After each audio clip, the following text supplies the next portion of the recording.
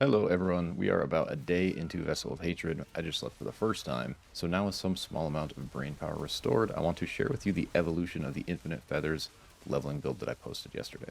This is a similar idea, but with more of an all-in focus on Storm Feathers and the aspects that buff it. If you like the idea of Xayah from League of Legends where you throw out all these feather daggers and then you can recall them all back to you and rip them through everything, I think you'll really like the vibes of this build. It's an early endgame build that I was able to clear pit 35 with just shortly after digging 60 yesterday, and Paragon levels come very fast in the pit now, especially if you're smashing it. This build does not require any uniques to play. I'll show you my gear at the end, but we're not rocking a single unique in this footage. All of our power is coming from a full focus on Storm Feather aspects. As you can see, even after the jump to Torment 2, we are extremely tanky with absolutely insane mobility. And with unlimited sources of Unstoppable, we have an incredible amount of freedom in this build, and we will basically never get crowd controlled. Now, this does require the proper armor and resist strategy, which we will talk about in a minute. And honestly, I still can't believe how many sort of inherent resist this class has on its abilities. It's insane, and we are leveraging a ton of them with this build. We have infinite evade charges that reset themselves from the infinite storm feathers flying out every time we evade. Not only do these feathers do big damage, but they also constantly make everything vulnerable. We're then leveraging the power of our Vital Strike's key passive to consume that vulnerability for 45% increased multiplicative damage, big self-healing, and big resource generation. Instantly after we consume it, vulnerability is back up from the constant barrage of storm feathers that are automatically unleashed when we evade from having Eagle as our primary spirit. Jaguar is our secondary spirit, which we'll get to in a minute. Aspect of Exhilaration makes it so hitting a vulnerable enemy resets our evade cooldown, and this is by far the most important aspect for this build. In fact, it's the only aspect that's sort of a hard requirement to make this build function, so you want to make sure you at least have aspect of Exhilaration if you're looking to play this. And we're complementing this with Quill Volley as our core skill, but a huge percentage of our damage is coming simply from evading. Through aspect of Empowered Feathers, we also have infinite resets on Soar, which gives us Unstoppable for 4 seconds, so if we get crowd control at any point, we'll always have Soar off cooldown. We can also use this to reposition, adding even more power to our insane mobility. The primary purpose of Soar in this build, however, is to pull all the feathers on the ground back to us. Every time we evade, not only will we be shooting feathers everywhere with the Eagle Spirit, we'll also be leaving feathers on the ground behind us from aspect of Falling Feathers.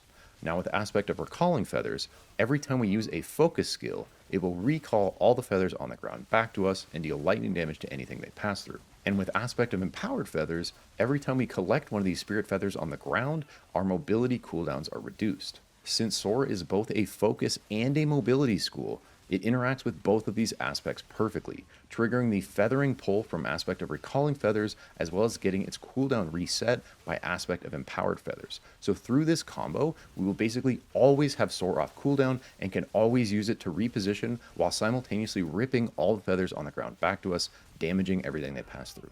We'll also be unstoppable for 4 seconds, so you can use this to basically always be unstoppable if we want to, and that will get that 12% multiplicative damage during that with unrestrained power. In addition to Quill Volley and Soar, we're leveraging an extremely powerful triple stack of Incarnate skills. These are Spiritborn skills that have both a passive and an active effect.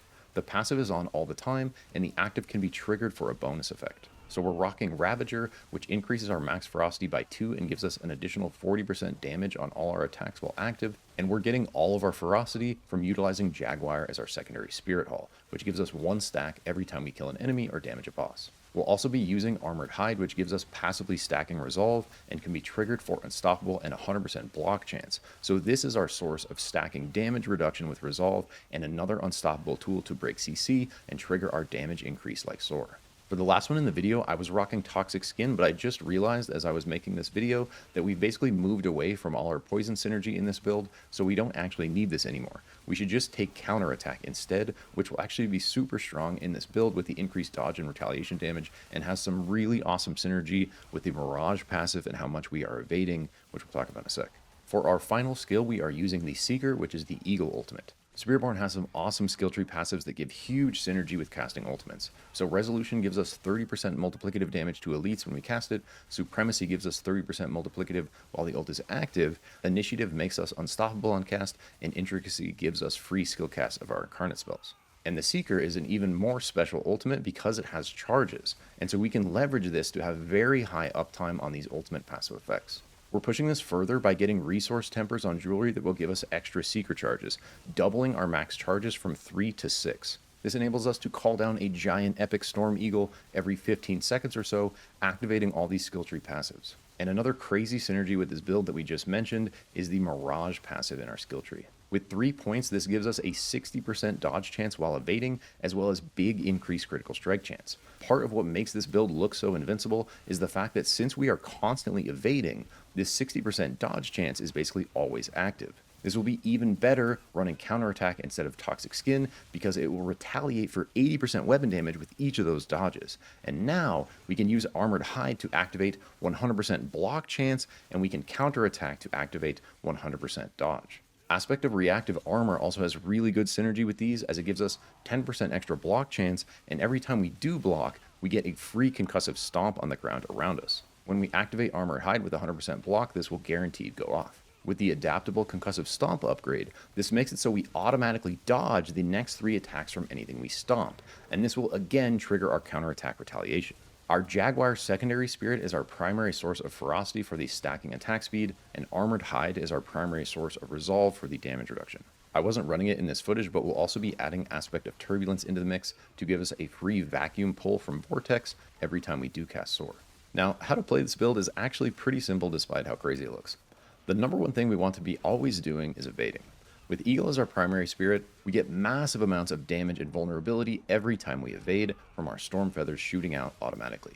And with Aspect of Exhilaration, these feathers automatically reset Evade's cooldown. So it's a very tight feedback loop where evading shoots feathers and feathers reset Evade. So the more we can spam evade, the more feathers we will shoot, and thus the more damage we will do, and the more evade charges we will have. The biggest and only real downside with this build is if your feathers aren't hitting stuff, they don't have an opportunity to reset the cooldown on evade, and evade is what makes the entire thing work. And so every once in a while you'll find yourself in a situation where if you're dodging but you're not connecting damage with your spirit feathers, it doesn't reset your dash charges and you're not getting any resource gen back. So you'll find yourself, basically just out of evade charges and out of resource and just like standing there for a couple seconds until you start getting some charges back.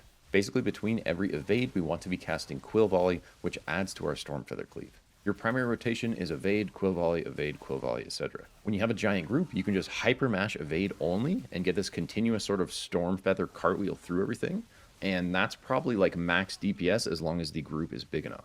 Basically, the way I've been playing it is I try to sort of evade through everything and cleave it with the Eagle Spirit launching feathers and drop a bunch of feathers behind me from Aspect of Falling Feathers, and then I'll try to use Soar to reposition to a spot where all those feathers I just dropped get ripped through everything that's coming towards me. And this often ends up looking like sort of a back and forth pattern as you move through the group. I'm also trying to point blank stuff with Quill Volley to hit it with the max amount of feathers, and I'm casting that basically once between every dodge. Now in the footage, this was also teleporting me around while Ravager was active, but in review, I don't think this is necessary, so we're actually going to switch that Ravager upgrade over to Replenishing Ravager, which will give us nice bonus damage to elites from additional strikes, since we're getting lots of constant healing from our Vital Strikes key passive. You want to try to use a charge of your Seeker right at the beginning of the fight to trigger those passive damage multipliers we talked about, and then use another charge every 15 seconds or so to keep those active. For our Incarnates, I basically hit Ravage on cooldown, which is what gives us that extra Jaguar damage on all our skills, and then I usually try to save Armored Hide as more of a defensive or CC break. With Soar and Ult also giving us Unstoppable, we have an incredible amount of freedom in this build and will basically never get crowd control. We will also now have counterattack for an additional defensive, giving us guaranteed dodge chance against direct attacks for 3 seconds. Alright, to close out, let's quickly go over the most important aspects of our gear, which at this point in the game are armor and resistance. With the changes to difficulty scaling, every time we make a jump up in Torment tiers, it will result in negative 250 more armor and negative 25% resistance. So in order to hit our defensive caps in Torment 4, which is the highest current difficulty, we need to double the amount we would normally need, which now with the stat squish is 2,000 total armor and 200% total resistances. As we get to level 60 and begin to progress into Torment, we want to constantly be trying to stack our armor and resistances to further our push. You'll notice an absolutely insane difference in the damage you take when you are armor and resistance capped versus when you are not.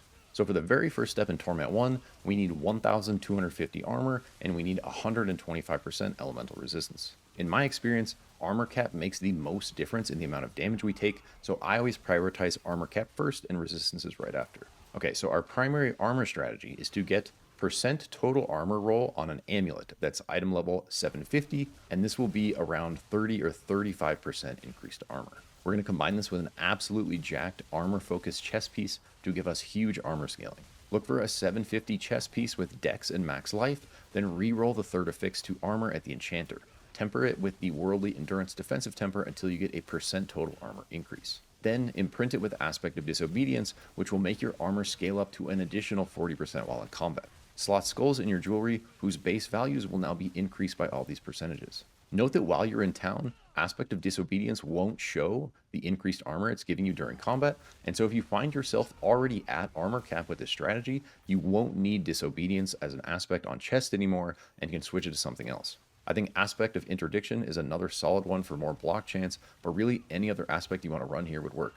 Alongside our armor strategy, our resistance strategy is basically to get a single roll for each type of elemental resistance somewhere in our gear and tempers. If you check the build planner and hover over the gear, you'll get an idea of what I mean.